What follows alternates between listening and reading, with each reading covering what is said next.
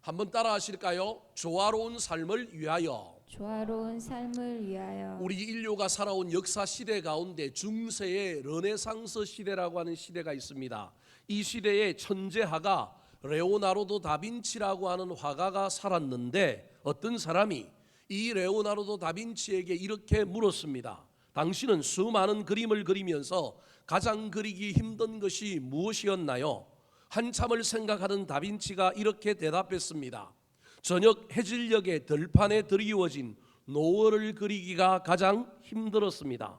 다시 이 사람이 묻습니다. 왜 그것이 힘듭니까? 다빈치가 이렇게 대답합니다. 저녁 노을에는 빛과 어두움이 공존합니다. 빛만 있거나 어두움이 있다면 그리기가 어렵지 않습니다.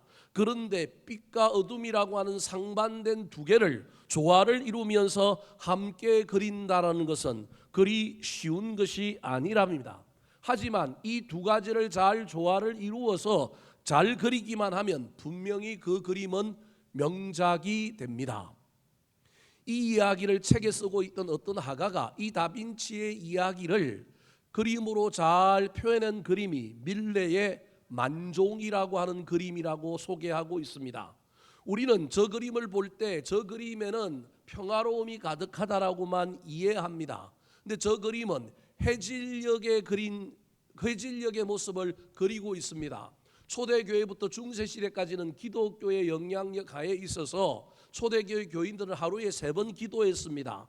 그래서 아침에 한 번, 점심에 한 번, 저녁에 끝날 때쯤 되면 또 기도합니다. 그때 그 기도할 수 있도록 종을 쳤는데 저녁 때에 치는 종이 무슨 종이냐 하면 만종입니다.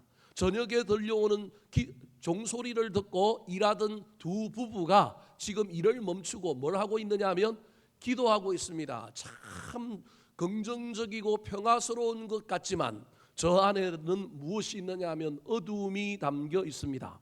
노을이 지고 있고 어둠이 몰려오는 빛과 어둠이 저 그림 안에도 있지만 저 사람들에게도 우리가 볼 수 없는 어려움이 있는데 저 그림 속의 어두움은 무엇이냐면 저 사람들이 소작농이라는 겁니다. 중세의 봉건 영주들이 자기 땅을 가지고 소작민들에게 소작을 줬는데 저 사람들이 땅 주인이 아니라 남의 논을 부쳐먹고 있는 아주 가난하고 아주 힘든 사람들이 남의 논에서 남의 밭에서 일하다가 지금 잠깐 종소리에 기도하고 있는, 그래서 평화스러운 것 같지만 저 안에도 빛도 있고 무엇도 있다고요? 어둠도 있다. 빛과 어둠이 함께 들어있는 그림이다라고 소개하고 있는 것입니다. 사랑하는 성도 여러분, 조화라고 하는 것이 얼마나 중요한지 모릅니다. 우리 하나님은 예수 그리스도를 이 땅에 보내어서 사람과 인간이 조화를 이룰 수 있도록 화목해 하셨습니다. 그러므로 우리 그리스도인들은 조화롭게 사는 사람들이어야 합니다. 초대교회 로마가 믿는 사람들을 핍박했습니다. 검투사로 만들고 콜로세움 안에 동물들과 싸우게 만들 정도로 핍박받고 많은 사람들이 죽어갔습니다. 심지어 네로 황제는 믿는 사람들을 잡아서 로마의 한 구역을 밝히는 인간 횃불, 인간 가로등으로 썼습니다. 사람을 매달아 놓고 그 사람에게 불을 붙여서 도시를 밝힐 정도로 로마는 참으로 포악하게 믿는 사람들을 그렇게 고난 가운데로 몰아넣었습니다. 그러면 무기를 들고 일어나야 하지 않겠습니까? 여러분, 그런데 그리스도인들이 그러하지 않았다라는 겁니다. 무저항으로 그들을 상대했습니다. 교회는 산속에 있지 않고 도시에 있습니다. 교회의 영성 중에 하나가 세상과 어울립니다. 세상 속에 있지만 세상을 닮아가지 않는 세상 속에 있는 교회가 여러분 진짜 교회입니다. 오늘날 한국 교회와 전 세계 그리스도인들이 자꾸 뭔가 다른 시대의 영성 가운데 살아갑니다. 세상을 이기려고 합니다. 우리는 분명히 세상과 다른 사람들입니다. 그래서 우리는 다르게 사는 사람들이지만 여러분, 더불어 우리는 세상 속에서 세상과 조화를 이루며 사는 사람들이어야 합니다. 예수님이 이 땅에 오셔서 성육신하여 보여주신 것이 그렇습니다. 우리는 다르게 사는 사람들입니다. 교회가 세상을 이기려고 하면 안 됩니다. 여러분, 초대교회 교인들은 세상을 이기려고 하지 않았습니다. 핍박 가운데도 살았습니다. 조화를 이루며 살았습니다. 때로는 여러분 이겨야 할 때도 있습니다. 두드러지게 일어나서 여러분 돌출되어서 우리가 무엇을 쟁취하고 싸워야 할 때도 있지만, 여러분 그런 때를 제외하고 대부분의 삶은 우리 그리스도인들은 조화를 이루는 삶이어야 합니다. 손해봄으로, 억울함으로, 참아줌으로 우리는 사람들과 함께 더불어 사는 사람들이어야 합니다. 오늘날 현대가 무한 경쟁 속에 살고 있고 자꾸 개성을 강조하면서 튀어라, 독특해라, 개성이 있어라, 다르게 살아라고 이야기함으로 말미암아 우리의 기독교의 영성의 중요한 부분에 조화를 이루며 어울리는 삶을 우리가 얼마나 잊어버렸는지 모릅니다. 우리도 세상 사람들과 똑같이 남을 이겨야 합니다. 밟고서라도 이깁니다. 수단과 방법을 가리지 않고 이기려고 합니다. 기독교가 아닙니다. 우리는 더디 가는 사람이고 우리는 좁은 길을 가는 사람이어야 합니다. 그러면서도 세상을 포기하지 말아야 합니다. 세상을 떠나는 사람이 아니라 세상에 대한 세력이 되어야 되고 세상에 희망을 주는 교회와 그리스도인들이어야 합니다. 그러나 우리는 세상을 닮으면 안 됩니다. 그래서 우리에게는 탁월함이 있고 거룩함이 있고 우리에게는 다름이 있지만 그 탁월함과 다름 때문에 우리가 세상을 포기하거나 세상과 어울리지 않고 살면 안 됩니다. 오늘 본문 말씀은 솔로몬이라고 하는 왕이 그의 아들 르호보암을 왕으로 키우기 위하여 교육하고 있는 내용입니다. 잠언은 이스라엘 백성들이 왕자를 교육하는 교재였다고 보면 됩니다. 오늘 본문에서 솔로몬이 그의 아들 르호보암이 나라를 평화롭게 조화롭게 다스리기를 원했습니다. 그래서 그가 왕이 되었을 때 어떻게 나라를 다스려야 될지를 어린 시절부터 가르치고 있는 내용입니다. 오늘 본문 말씀을 통하여 2025년 하반기를 살아가고 있는 저와 여러분이 남들보다 뛰어나야 하고 우리도 경쟁에서 이겨야 하고 세상 속에서 우리도 다르게 살아야 하지만 그럼에도 불구하고 하나님이 원하시는 또 다른 삶의 방향 중에 하나가 우리는 어울려 사는 겁니다. 우리는 조화롭게 사는 것입니다.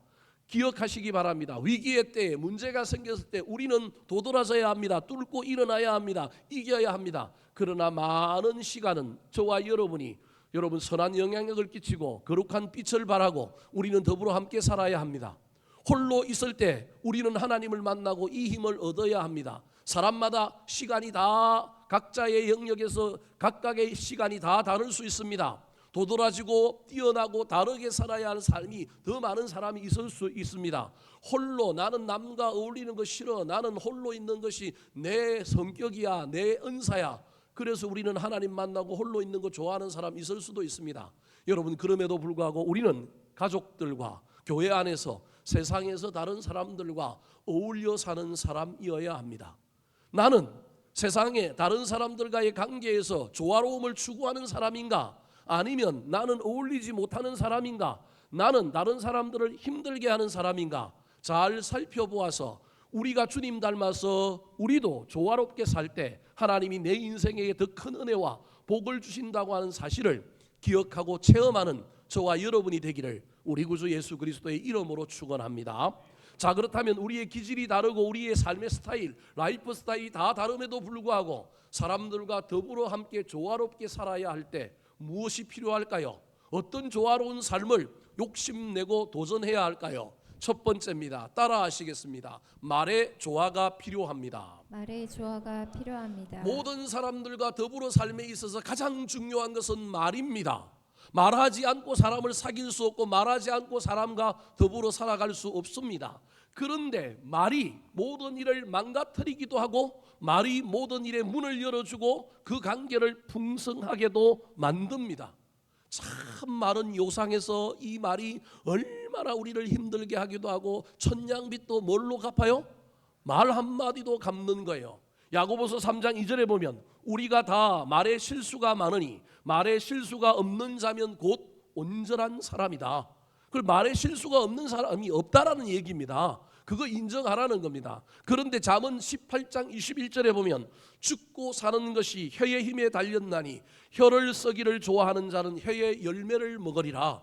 반드시 말은 열매를 만들어서 내가 말한 대로 내 인생이 될 뿐만 아니라 내가 한 말이 부메랑처럼 돌아와서 누구한테도 돌아온다고요? 나한테도 돌아온다. 말은 반드시 열매가 되니 말을 조심하라는 겁니다. 그래서 격언 중에 하나가 침묵이 뭐라고요? 금입니다. 그러나 어떻게 말 안 하고 살 수 있겠습니까? 말을 할 수밖에 없는데 저와 여러분이 말을 통하여 분위기를 깨트리고 말 때문에 관계가 나빠지는 것이 아니라 말로 조화를 이루려면 어떻게 해야 될까요? 저와 여러분이 말하기 전에 세 가지 질문을 저와 여러분에게 스스로 해야 합니다. 화면은 보여주실까요? 첫 번째로는 이 말은 진리인가? 이 말은 참말인가?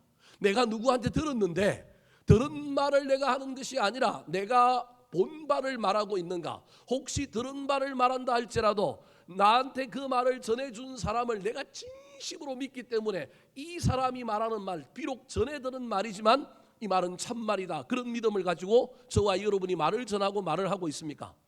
여러분, 참말, 진리를 할 수 있도록 애를 쓰시기 바랍니다. 더 나아가서 참말이요 진리일지라도 옳은 말일지라도 이 말을 지금 해야 되는가? 이 말이 필요한가? 지금 현재 이 사람에게 이 상황 속에 이 말을 해야 될 필요가 있는가를 물어봐야 합니다.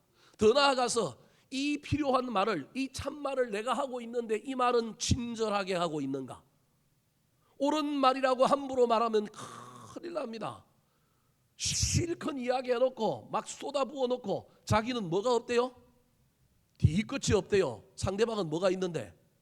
뒤끝이 있는데 자기만 없으면 장땡이에요? 여러분, 저와 여러분이 늘 이 세 가지 질문을 해야 합니다. 특별히 2번과 3번에 관련된 저 질문과 관련된 표현이 오늘 본문 10절에 나옵니다. 자, 10절 말씀 같이 한번 읽어볼까요? 시작. 경우에 합당한 말은 아로새긴 은쟁반의 금 사관이라. 경우에 합당한 말, 즉 지금 이 상황에 필요하냐. 두 번째, 이게 경우에 합당한 말입니다. 근데 그 말을 얼마나 친절하게 잘했는지, 그 말을 상대방이 받아줌으로 말미암아 그 말이 뭐가 되었다고요? 은쟁반이 뭐가 되었다고요? 금사가가 되었다라는 겁니다. 여러분, 저와 여러분이 한 말이 결론적으로 무엇이 되는지를 저와 여러분은 잘 살펴봐야 합니다. 내가 한 말이 금사가가 되느냐, 아니면 무슨 말이 되느냐. 오늘 본문 18절에 보면, 한문에는 나오지 않지만 18절에 보면 금사가에 반대되는 말이 세 가지가 나오는데, 하나가 뭐냐면 방망입니다. 하나는 뭐냐면 칼입니다. 또 다른 하나가 뭐냐면 화살입니다. 여러분, 저와 여러분이 한 말이 금사가가 될지 아니면 방망이가 되고 칼이 되고 화살이 될지는 여러분 아무도 모릅니다. 그래서 우리가 정말로 내가 옳은 말을 하고 있는가, 그런데 이 옳은 말을 지금 해야 할 타이밍인가, 그리고 이 말을 내가 친절하게 하고 있는가를 잘 살펴야 합니다. 이 말을 함으로 나도 살고 상대방도 살고 모두가 유익한 말, 여러분 이게 아로새긴 은쟁반의 뭐라고요? 금사가라는 말입니다. 이 말을 한 대표적인 사람이 누구냐면 예수님입니다. 요한복음 8장에 보면 여러분, 가늠한 여자를 데리고 와서 사람들이 어떻게 해야 되냐고 묻습니다. 죽이라 그러면 인정사정 없는 사랑 없는 놈이라 그러고, 그냥 살려주라고 그러면 또 이거 율법을 어긴 사람이 되어서 이걸 쌍낚시 질문이라고 합니다. 뭐라고 대답해도 다 걸리게 되어 있는. 그래서 예수님이 말 잘못하면 큰일 나는데 우리 예수님이 침묵이 금인 것처럼 아무 말도 안 하고 있다가 경우에 합당한 말을 탁 발견했습니다. 그 말이 뭐예요? 누구든지 죄 없는 자가 뭐라고요? 돌로 치라는 겁니다. 그 말에 모두 떠나갔습니다. 어느 누구도 상하게 하지 않은 말입니다. 어느 누구도 피해를 입히지 않은 말입니다. 그렇다고 이 엄난한 여인을 그대로 그냥 인정한 것이 아닙니다. 너 다시는 뭐 하지 말라고요? 죄를 짓지 말라라고 하면서 예수님이 보냈습니다. 아마 이 여자가 얼마나 감동을 먹었을까요? 경우에 합당한 말 때문에 이 여자는 인생이 바뀌었을 거라고 생각합니다. 오늘 본문에 금사가와 또 똑같은 또 다른 표현이 12절에 등장합니다. 12절 말씀 같이 한번 읽어볼까요? 시작. 슬기로운 자의 책망은 청종하는 귀의 금고리와 정금 장식이니라. 경우에 합당한 말뿐만 아니라 누군가에게 문제가 있을 때 그 문제를 건면하고 책망해야 할 때, 여러분 책망이 목적이 아니라 고치고 바르게 하는 것이 목적이라면 여러분 말을 잘해야 됩니다. 때를 가려야 합니다. 상대방이 받아줄 수 있을지 없을지를 잘 살펴야 됩니다. 슬기로운 자는 그걸 다 살핀 사람이라서 그가 책망을 했는데 그 말을 상대방이 청종했어요. 그 말을 귀로 듣고 청종하고 나니까 그 말이 무엇이 되었느냐 하면 그 귀에 뭐가 되었다고요? 금기고리가 되었대요. 정금장식이 되었대요. 내가 한 말이 금사가가 될 수도 있고 내가 한 말이 상대방에게 금기고리를 달아줄 수도 있는 말이 되는 거예요. 아무 말이나 한다고, 옳은 말이라도 한다고 다 그 말이 금기고리가 되는 것이 아닙니다. 슬기롭게 해야 합니다. 상대방이 들어줄 수 있는 상황과 환경과 다리를 놓고 밥도 사주고 충분히 기도하고 난 다음에 할 때 이 말이 금사과와 금기고리가 됩니다. 내가 의도가 아무리 좋다고 해도 여러분 지혜롭게 하지 못하면 아까 18절에 나오는 것처럼 내 말은 뭐가 되느냐 하면 방망이가 되고 칼이 되고 화살이 됩니다.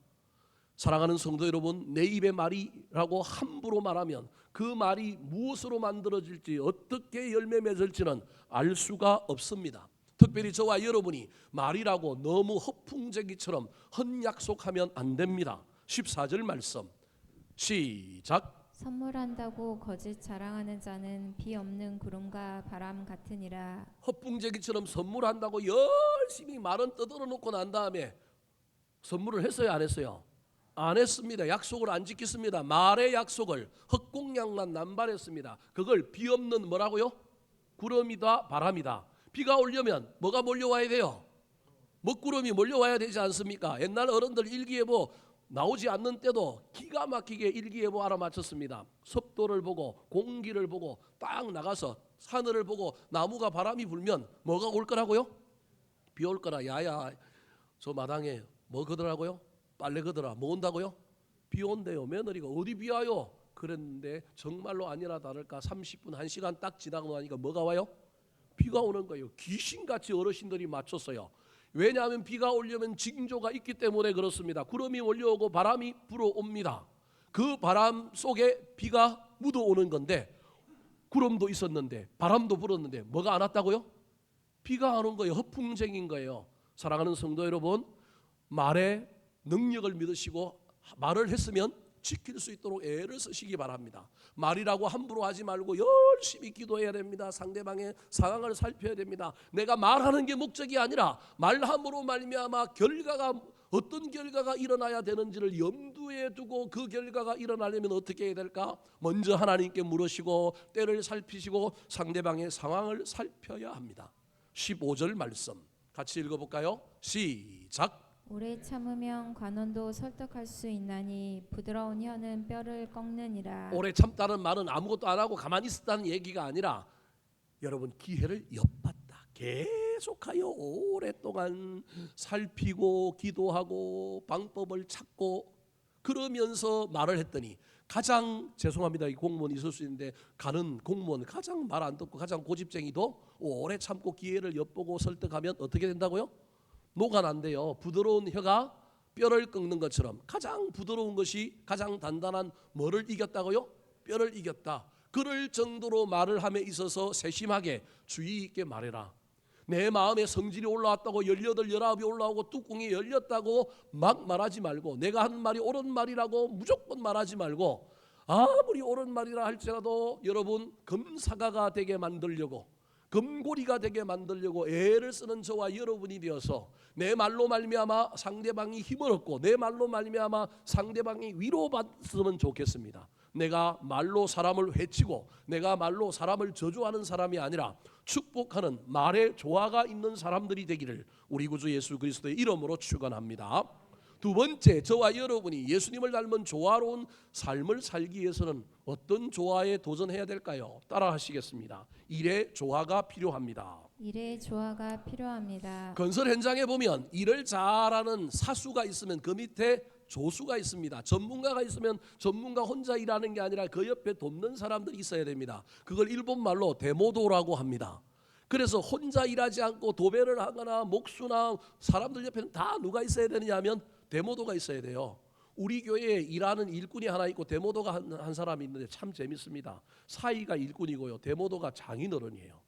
사이하고 장인어른이 일꾼과 데모도 일하는 걸 제가 보면서 야 저거 웃긴다. 저거 우리 장인어른이 참 사이를 잘 도와주면서 일을 딱 하는구나. 근데 둘이 뚝딱뚝딱 일을 하면 잘 만들어냅니다.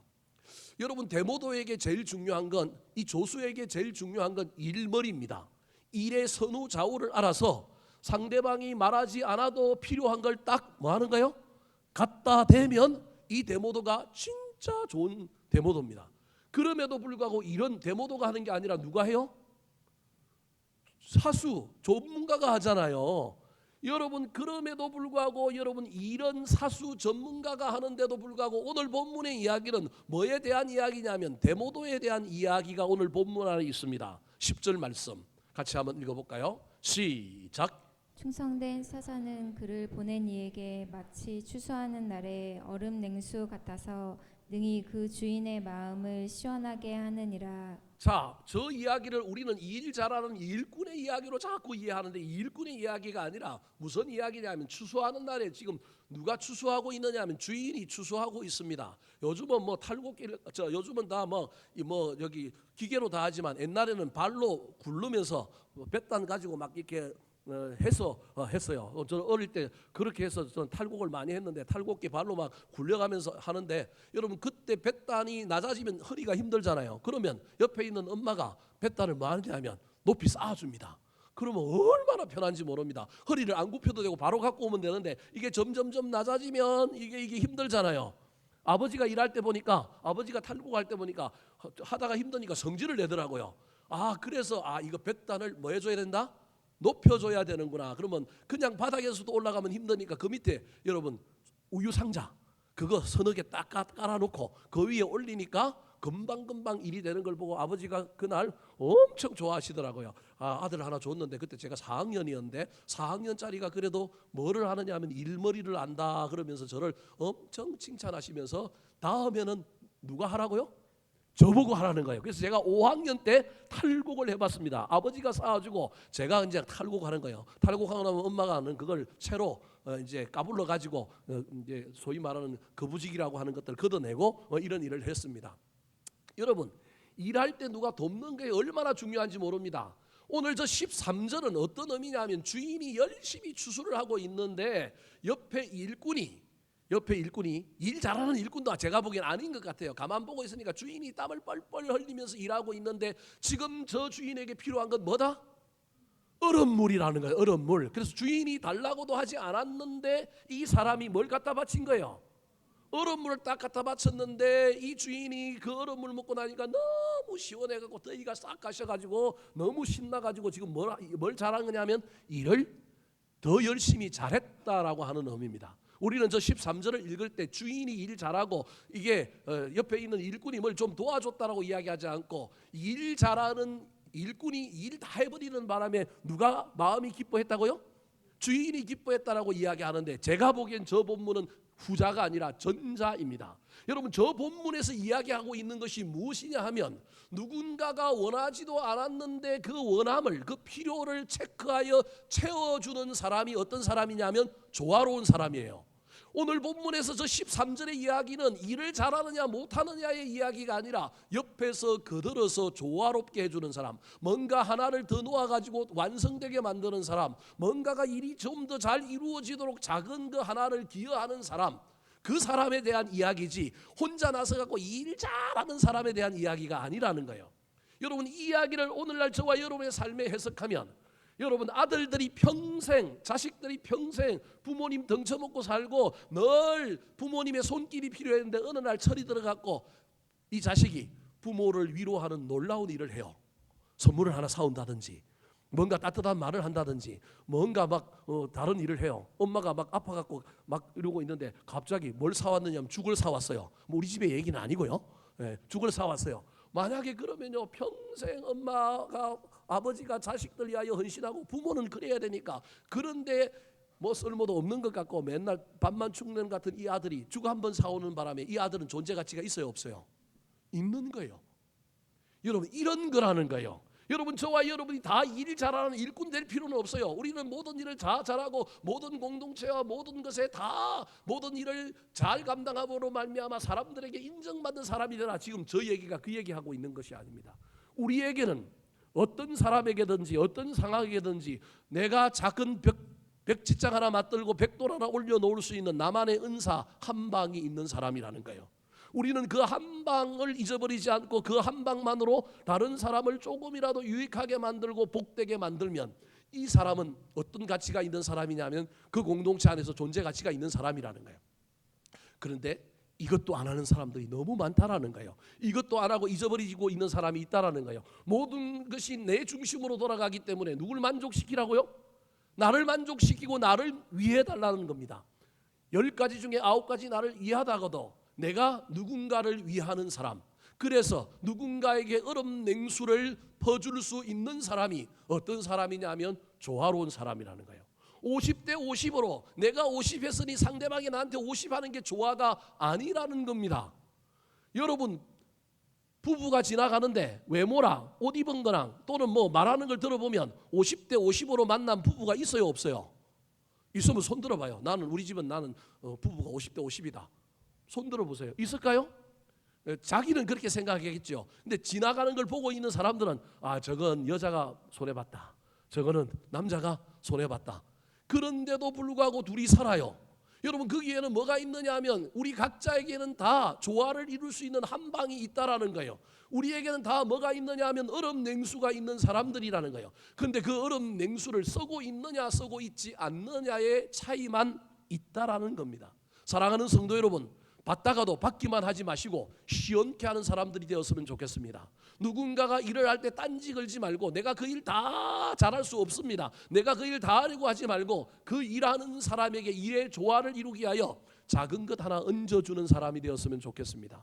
자식들이 세상을 향하여 직업의 무대에 나가기 위하여 애를 쓰는데 시험을 봐도 잘 안 되고요, 막 취직도 잘 안 돼요. 그럴 때마다 내가 너한테 돈을 얼마나 들였는데 그것도 못하느냐고 옆집에 처리하고 순위하고 비교하지 말고, 여러분 그 자녀를 위하여 작은 얼음 냉수 하나를 줄 수 있으면 일의 조화를 이루는 사람이 될 수 있습니다. 교회 안에서뿐만 아니라 가정에서도 사회에서도 여러분, 저와 여러분이 누군가를 시원케 하는 사람들이 되었으면 좋겠습니다. 우리 모두가 그 일을 다 감당하는 정말로 슈퍼 엘리트, 슈퍼 일꾼이 되자고 제가 말하는 것이 아니라 우리 모두가 누군가에게 조금이라도 위로를 전해줄 수 있는 일의 조화를 이루는 사람들이 되기를 예수님의 이름으로 축원합니다. 세 번째입니다. 조화로운 삶을 살기 위해서는 어떤 조화에 우리가 욕심을 내고 도전해야 될까요? 따라하시겠습니다. 절제의 조화가 필요합니다. 절제의 조화가 필요합니다. 우리나라 옛말 중에 가유불급이라고 하는 한자 사자성어가 있습니다. 여러분, 너무 과하면 하지 않은 것보다 못하다라고 하는 말입니다. 차라리 시작하지 말았으면 더 좋았을 텐데, 그런 말입니다. 이 말을 조금 더 붙여서 설명하면 시작은 좋았는데 끝이 나쁘면 골치 아픕니다. 여러분, 할 수만 있다면 여러분 점점 좋아졌으면 좋겠습니다. 그런데 저와 여러분이 굳이 어쩔 수 없이 선택해야 된다면 끝이 좋은 인생을 선택했으면 좋겠습니다. 무슨 일을 하다가 잘한다 칭찬을 했는데 그 칭찬 속에 이 사람의 마음이 너무 커져가지고 절제를 몰라요. 그래서 일을 더 벌려요. 더 많은 일을 하려고 해요. 근데 그 일이 성공하고 그 일이 좋은 일이면 모르겠는데 여러분, 욕심이 지나치고 너무 많은 일들을 하다 보면 어떻게 되느냐 하면 반드시 사단이 일어나고 반드시 문제가 생기게 되어 있습니다. 그러므로 아무리 좋은 일도 너무 가하면 안 됩니다. 멈출 수 있어야 됩니다. 중간에 서서 판단해 봐야 합니다. 그래서 성령의 9가지 열매 중에 무슨 열매가 우리에게 필요하냐 하면 절제의 열매가 필요한 거예요. 절제의 열매가 제일 마지막에 나오는 이유가 여기에 있습니다. 모든 성공을 이루고 모든 걸 이루었을지라도 가야 될까 말아야 될까 쉬어야 될까 다시 한 번 더 살펴봐야 합니다. 그런데 절제라고 하는 것에 저와 여러분이 잊어버리지 말아야 될 것이 있는데, 그것이 무엇이냐 하면 절제는 뒤로 가는 게 아니라 하던 일을 뭐 하는 거냐면 계속하고는 있는 것입니다. 우리 교회에 어르신들이 타고 올라오는 카페에서 리포트라고 하는 것이 있습니다. 엘리베이터를 놔야 되는데 돈이 없어서 못 놨을 뿐만 아니라 엘리베이터를 놓으려면 2가지 선결 과제가 필요한데, 첫 번째는 뭐냐 하면 여러분 지하층보다 90cm를 더 파야 됩니다. 왜냐하면 엘리베이터는 설치 기준이 떨어지면 바닥에 바로 떨어지면 큰 사고가 나니까 완충 지역을 만들기 위하여 엘리베이터 제일 마지막 층보다 밑에 90cm 정도가 더 있어야 되는데, 우리 교회 지하에 밑을 파는 순간에 뭐가 터질 가능성이 많으냐 하면 물이 터질 가능성이 많습니다. 돈도 없을 뿐만 아니라 저거 설치하느라고 저 밑을 파다 보면 방수공사 하다가 문제가 생길 것 같아서 못 팠습니다. 또 엘리베이터는 제 위층보다 위에 기계실이 있어야 되기 때문에 조금 더 공간이 더 있어야 됩니다. 근데 우리 교회 지금 저 리포트 자리에 보면 저걸 기계실을 만들려고 엘리베이터를 놓으려고 하면 튀어나온 처마가 있는데 처마를 어떻게 되냐면 까야 됩니다. 그러면 건물에 문제도 있고 어려움이 있고 그래서 낸 대안이 조금 더 싸고 조금 더 괜찮은 장애인 유압 리포트라고 하는 걸 지금 우리 교회에 놓은 겁니다. 엘리베이터는요 줄에 매달려 있기 때문에 이게 끊어지거나 느슨하면 사고 날 위험이 있는데 우리 교회가 쓰고 있는 저 장애인 리포트는 아주 느립니다. 그래서 속이 터집니다. 그럼에도 불구하고 이게 대에 이게 뭐하고 있냐 붙어 있습니다. 조금 성차감이 나빠서 흔들거리긴 하지만 이건 절대 떨어진다 안 떨어진다? 안 떨어집니다. 어르신들 걱정 안 하셔도 됩니다. 성차감이 나빠서 막 굴렁거리긴 하지만 이건 절대 떨어지지가 않습니다. 근데 문제는 이놈이 유압으로 작동합니다. 기름의 유압이 작동을 함으로 말미암아 요놈을 2층이나 3층, 1층에 내린 사람은 그걸 그대로 두면 요놈이 그걸 밑에서 받치느라고 열일을 하고 유압이 지금 막 힘을 쓰고 있습니다. 10분 뭐 1시간 제가 보기엔 한 2시간 정도까지는 괜찮은 것 같아요. 한두 시간까지는 이렇게 버텨도 요놈이 힘이 있어서 그 다음 사람이 타가지고 또 다른 층을 간다고 누르면 움직입니다. 그런데 1시간 이상 지나고 나면 요놈이 요거 유지하느라고 힘을 여기다 다 쓰는 바람에 그 다음 사람이 타려고 층을 누르는 순간 요놈이 해벌레 해갖고 어디로 떨어져요? 지하로 혼자 설설 힘이 없어갖고 내려갑니다. 그래서 여러분 저거 타고 난 다음에 반드시 어디로 내려놓으시라고요? 지하로 눌러서 내려놓으셔야 됩니다. 안 그러면요 요놈이 받치고 애를 쓰다가 그 다음 사람이 와갖고 딱 누르는 순간 힘이 없어갖고 그동안 받친다고 열일을 하는 바람에 얘가 지하에 내려가서 그냥 멈춰서 오작동으로 서 있습니다. 그때 뭐만 하면 되느냐 하면 다시 끄다가 캐주면 요놈이 정신을 차리고 다시 시작이라고 여겨가지고 다시 유압을 가동해갖고 올라갑니다. 제가 지금 무슨 설명을 하려고 하느냐 하면 절제에 대해서 이야기하는 거예요. 절제는 안 하는 게 아니고 뭐 하는 거예요? 하는 거예요. 유지하는 거예요. 그런데 유지하는데 나가지 않는 거예요. 이걸 나가야 될까 말아야 될까를 고민해야 되는 거예요. 사업을 하는 것도 마찬가지고 결단성 있게 추진하고 나가야 될 때도 있지만 여러분 관계의 영역에서 저와 여러분이 재밌다고 좋다고 막 해대면 큰일 납니다. 자 오늘 본문 16절 말씀 같이 한번 읽어볼까요? 시작. 너는 꿀을 보거든 조카리만큼 먹으라. 과식함으로 토할까 두려우니라. 꿀이 얼마나 좋아요. 그런데 꿀을 보거든 어떻게 먹으라고요? 조카리만큼 먹으라는 거예요. 이거 실컷 먹으라는 얘기가 아니라 여러분 필요한 만큼 딱 만족할 만큼만 먹으라는 거예요. 더 먹으면 어떻게 된다고요? 토한대요. 꿀도 더 먹으면 뭐 한다고요? 토한대요. 그 말이 맞는지 오늘 집에 가서 꿀 있는 사람 시험을 한번 해보세요. 얼마 먹으면 토하는지 저한테 알려주세요. 그래서 한 병 먹었더니 토하다 그러면 저한테 알려주면 제가 다음에 설교할 때 참고하도록 하겠습니다. 여하튼 저 16절 말씀은 꿀이라고 하는 걸 좋은 것을 이야기하면서 아무리 좋은 것도 가하면 탈이 난다라는 거예요. 그러므로 여러분 조화로운 인생에 있어서 욕심 때문에 너무 절제하지 못하고 가하게 하는 일들을 여러분 조심하지 않으면 관계의 영역뿐만 아니라 일의 영역에서도 반드시 문제가 생긴다 그런 말입니다. 더 나아가서 17절에는 뭐라고 얘기할까요? 자 17절 말씀 시작. 너는 이웃집에 자주 다니지 말라. 그가 너를 싫어하며 미워할까 두려우니라. 이웃집에 가라는 말이에요? 가지 말라는 얘기예요? 가라는 말입니다. 가지 말라는 얘기가 아닙니다. 근데 어떻게 가라고요? 자주 가지 말라는 얘기예요. 가라는 얘기예요. 이웃집과 관계를 맺고 오고 가야 하는데 여러분 내가 좋다고 막 가면 된다 안 된다? 안 된다. 가하면 안 된다. 물론 내 필요가 너무 급하고 내가 지금 너무 마음이 힘들어서 그 집에 가서 의지해야 될 때 상대방도 알아요. 그러면 상대방이 아무리 불편해도 그거 정도는 받아주지만 이거는 시도 때도 없이 오면 그 다음부터는 오라고 해요 안 해요? 오라고 안 하고 저 사람 안 만나겠다라고 이야기한다는 거예요. 여러분 사람에게 부담을 주거나 어떤 일에 대해서 때로는 도전이 아니라 가하게 하는 일들이 다 이런 문제를 만들 수 있다는 사실을 기억하셔야 합니다. 그래서 저와 여러분이 우리가 결단력도 있어야 되고 추진력도 있어야 되지만 그와 동시에 또 다른 엔진이 하나 있어야 되는데 그것이 무엇이냐면 절제의 엔진이라고 하는 것을 달고 늘 하나님 앞에 나아가서 해야 될까 말아야 될까 앞으로 가야 될까 멈춰야 될까.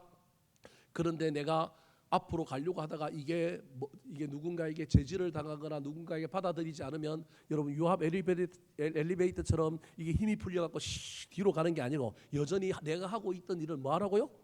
하고 있는 것이 뭐라고요? 절제다. 여러분 이 절제로 말미암아 사람들과 관계 영역에서 일의 영역에서 더 조화를 만들어내어 시너지를 일으키는 저와 여러분이 되기를 예수님의 이름으로 축원합니다.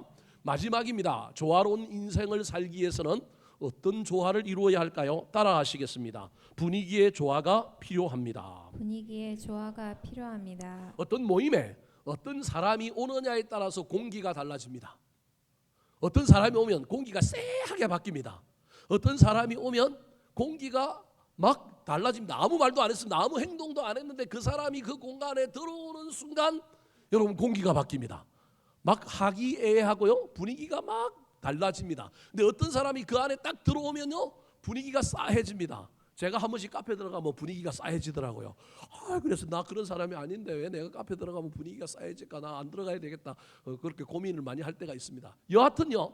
여러분 저와 여러분이 다른 사람과 관계의 영역에서 조화를 이루려고 하면 분위기 파악을 잘하는 사람이 되어야 합니다.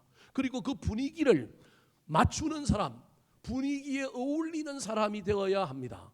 누군가에게 늘 맞추고 살 수는 없습니다. 나도 독특하고 나도 개성이 있고 또 세상은 독특하라고 티라고 이야기하는 시대이기는 하지만 여러분 그럼에도 불구하고 우리는 다른 사람들과 어울리는 사람인지 아닌지 늘 살펴봐야 합니다. 목사님들과 초상집에 갔는데 어느 목사님이 핸드폰 벨을 무음으로 안 돌려놨는데 문상하고 있는데 벨이 울렸습니다. 뭐라고 울렸을까요? 와 이리 좋노 와 이리 좋노 이렇게 울렸어요.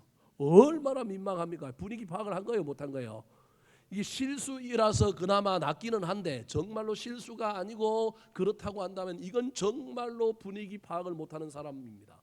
여러분 우리 그리스도인들은 분위기 메이커여야 합니다. 분위기를 만드는 사람이어야 합니다. 그래서 상대방에게 어울리도록 애를 써야 합니다. 그러려면 에너지가 필요하고 감정이 필요하지만 여러분 저와 여러분이 하나님께 구해야 합니다. 그러므로 내가 다른 사람들을 세우고 다른 사람들과 어울리게 함으로 그도 유익하고 나도 하나님께 복을 받아야 합니다. 20절 말씀 같이 읽어볼까요? 시작. 마음이 상한 자에게 노래하는 것은 추운 날에 옷을 벗음 같고 소다 위에 식초를 부음 같으니라. 마음이 상한 자에게 지 혼자 즐거워서 노래를 부르고요. 추운 날인데 옷을 벗기고요. 여러분 소다 위에 뭘 부어요? 그러면 그거 어떻게 될까요? 부글부글 끓어올라가고 난리가 날 겁니다. 로마서 12장 15절에 보면 즐거워하는 사람과 함께 즐거워하고 우는 사람과 함께 울어주라고 말했습니다. 분위기를 파악하고 그 분위기에 맞춰주는 사람, 여러분 이게 그리스도인이요, 이게 여러분 저와 여러분이 살아야 할 삶입니다. 나는 색다르게 태어났습니다. 난 달라요. 난 내 인생 내 마음대로 살래요. 내 인생 내 것입니다. 여러분 그러더라도 맞출 수 있을 때는 맞춰야 합니다. 정성질이 나고 그 분위기가 마음에 안 들어서 어쩔 수 없이 돌출되더라도 그렇게 하려고만 사시지 마시고 조화를 이루려고 애를 쓰시기 바랍니다. 말씀을 마치려고 합니다. 우리는 지금 개인주의 혹은 개인의 개성을 최고의 가치로 여기는 시대에 살고 있습니다. 예전에는 남의 눈에 띄지 않는 것이 미덕이고 무난하게 처신을 하는 것이 좋은 인생이라고 이야기하지만 요즘은 그렇지 않습니다. 다른 사람 의식하지 않습니다. 내가 좋으면 합니다. 내 중심입니다. 여러분 그런 시대에 우리 그리스도인들이 그 세상의 시대를 너무 쫓아가기만 하면 큰일 납니다. 그렇게 살지 말라는 얘기도 아닙니다. 우리도 인간이고 우리도 그렇게 때로는 살 수도 있습니다. 그럼에도 불구하고 여러분 저와 여러분은 이 세상에서 남과 조화를 이루는 사람이어야 합니다. 교회는 세상에 대한 세력이고 세상을 살리는 존재지 세상을 멀리하고 세상과 떨어져 산속으로 들어가야 될 교회가 아닙니다. 때로는 교회가 욕을 먹기도 하고 때로는 교회가 핍박을 받기도 하고 때로는 교회가 세상 사람들로부터 너무너무 험한 대접을 받을 때도 있습니다. 그래도 우리는요 조화를 이루는 사람이어야 합니다. 마찬가지입니다. 여러분 저와 여러분이 태어나기가 다 다르게 태어났고 우리 엄마 우리 아버지가 나한테 물려주신 성격과 성질이 다 지랄 같아서 다 다를지라도 여러분 때로는 우리가 도드라지고 튀어나와야 되고 때로는 이겨야 될 때는 이기십시오. 그러나 더 많은 시간들 가운데 남과 더불어 어우러져 살아야 한다는 사실을 잊어버리지 마시기 바랍니다. 하다가 안 돼서 폭발할지언정 여러분 할 수만 있다면 저와 여러분은 맞추는 사람이어야 합니다. 분위기 메이커여야 합니다. 어울리는 사람들이어야 합니다. 말에 지혜를 달라고 기도하시기 바랍니다. 더 나아가서 나도 누군가에게 얼음냉수가 될 수 있는 존재라고 하는 사실을 기억하여 내가 이 일 잘하는 슈퍼 일꾼이 되려고 하지 말고 어떤 시기 어떤 환경 속에서 내가 얼음냉수가 될 수 있도록 애를 쓰시기 바랍니다. 더 나아가서 이 일 잘하다가도 너무 앞서 나가서 여러분 끝이 좋은 인생 되지 마시고 절제함으로 말미암아 멈추고 조화를 이루어서 우리 하나님께서 우리를 향하여 너는 합평케 하는 하나님의 아들이었다. 넌 조화를 이루는 사람이었다. 은혜를 주시고 복을 주시는 놀라운 역사를 경험하는 저와 여러분이 되기를 예수님의 이름으로 축복합니다. 한번 따라 하실까요? 조화로운 삶을 위하여. 조화로운 삶을 위하여. 말의 조화가 필요합니다. 말의 조화가 필요합니다. 일의 조화가 필요합니다. 일의 조화가 필요합니다. 절제의 조화가 필요합니다. 절제의 조화가 필요합니다. 분위기의 조화가 필요합니다. 분위기의 조화가 필요합니다. 기도하겠습니다.